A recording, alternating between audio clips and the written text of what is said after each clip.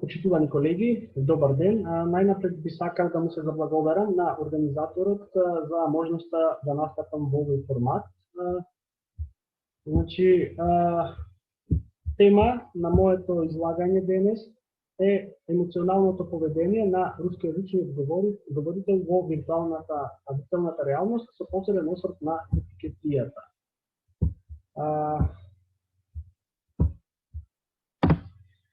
Значи, со прогресот на новите информатички технологии, сферата на употреба на јазикот постојано се расширува, што е предуслов за да се осврнеме на прашањето за тоа како функционира и се развива јазикот именно во областа на виртуалната реалност или како што ја нарекувам VR.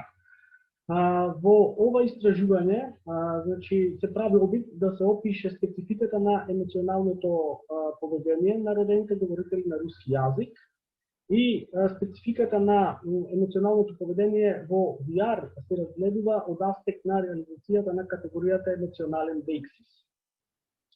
За да биде појасно, јас би сакал да образложам што се подразбира под VR или виртуална реалност. VR представува, значи, реалност моделирана со употреба на одредени технологии и технички средства кои што возможуваат целосно или делумно, значи, влегување на корисникот во тој вештачки свет и создаваат илузија на реалноста.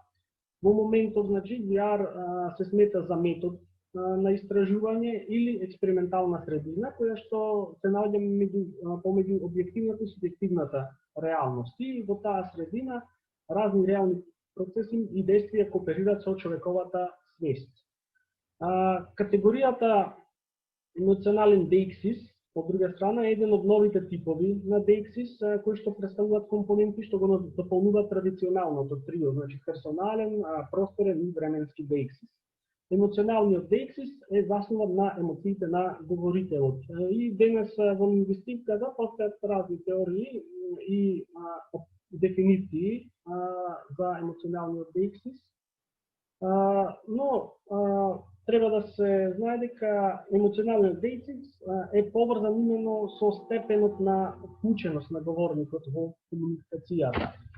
И од тука, од тој аспект се појавува потребноста да се истражи емоционалното поведение на говорителот во сферата на виртуалната реалност како една нова комуникативна средина или како една нова средина на функционирање на човекот.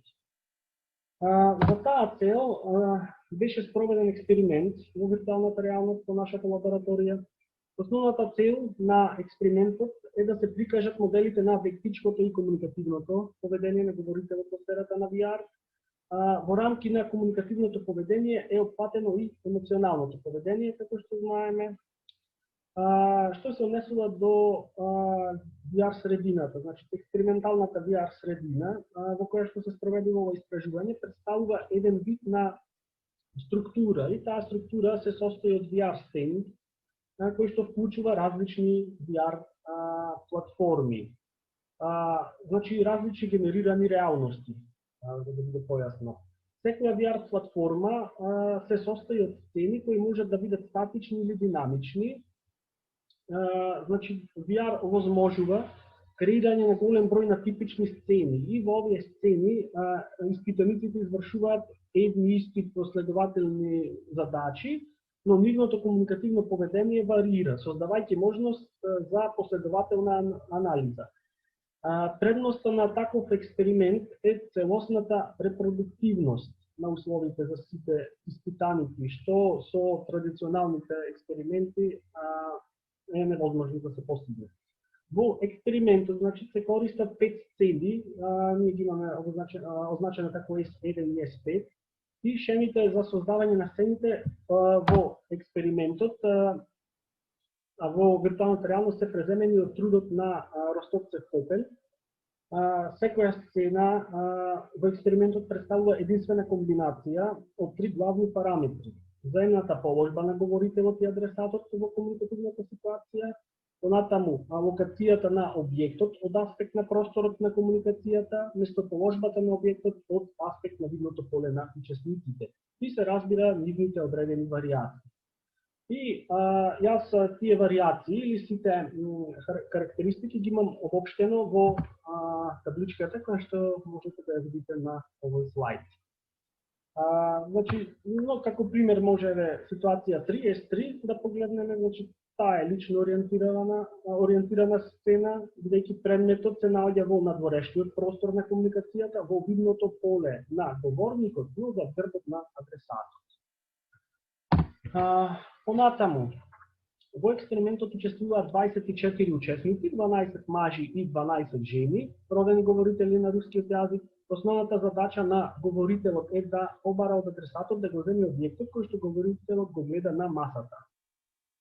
После исполнувањето на задачата, експериментаторот ја менува сцената и секое менување на сцената, со секое менување на сцената, значи се менува и местоположбата или на објектот или на адресатот.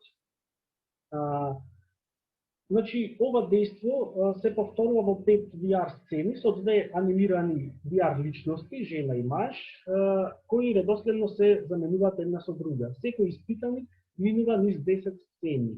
И во секоја сцена објектот се појавува во 3 позиции на различни маси, на 3 различни маси. На претходниот слайд беа означени како R1, R2 и R3. Комуникацијата, како што може да видите на слайдот, се снима на видео. Видео снимките се направени со употреба на 2 уреди, т.е. напрешна камера која ја снима сцената која што испитаникот ја гледа во VR шлемот и надворешната камера со чија помош се снимени гестовите на испитаникот. Снимките на надворешните и натрешните камери, значи, се синхронизирани и споени. И вкупното време траење на видеоснимките е 2 часа и 35 минути. Материјалот за истражување е транскрипт од снимките од процесот на комуникација. Синхронизацијата на двете видеосеквенции возможува да се поврзе вербалното, значи поведение на говорителот по VR со дејствата на неговото тело во реалноста, значи со гестови, движења и изрази на лицето, мимика и така натаму. И во овој однос, во фазата на обработка на материјалот е представен во форма на реплика. Пример од реплика може да видите на слайдот. Значи, што се однесува до обработката на податоците, во првата фаза беа идентификувани фрагменти синтагми со дектичка семантика, вклучително и опис на вербалните средства што го придржуваат говорот. А во втората фаза беше утврдена дектичката или комуникативната семантика на секоја синтагма. Во зависност од семантиката на секоја синтагма се припишува, секоја синтагма се припишува кон еден или друг, значи, дектички или комуникативен клас. И една синтагма може да се вклучи во неколку класи врз основа на нејзините својства и функции.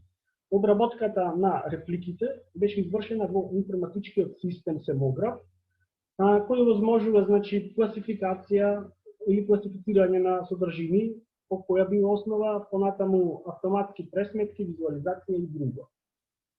И што добивме, кои резултати ги добивме? Во репликите на испитаниците, значи, емоционалните маркери се појавуваат во нормите на однесување пред се, во маркерите на однесување. Значи, прво, на што обратив внимание се поздравите.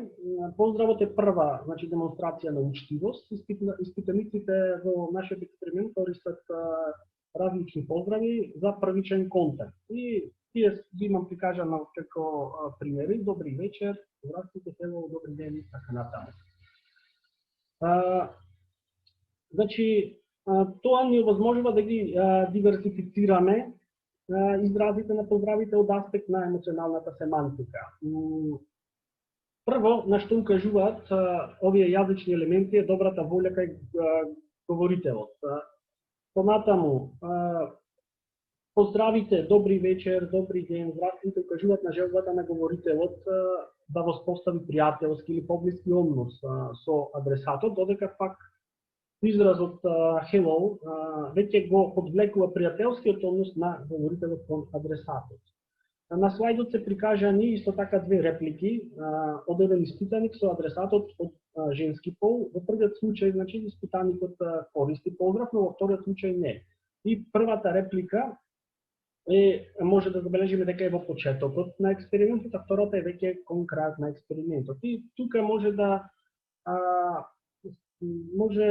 да се подлече тоа што говорителот не чувствува веќе потреба да на секое ново појавување на истиот соговорник да се поздравува. Значи веќе тој има некои емоционални односи развиено комуникативно со виртуалниот персонаж.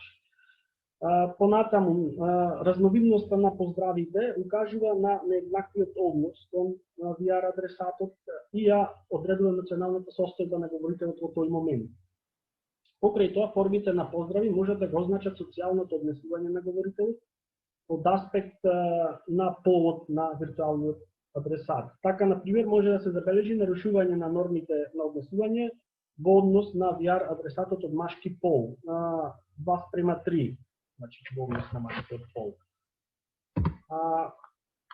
Изразување на почит на говорителот кон VR адресатот се забележува и при употребата на зборови со семантика на благодарност и извинување, кои што во репликите на нашите испитаници се помалку застапени, и во зборовите со семантика на молба да се заврши одредена задача.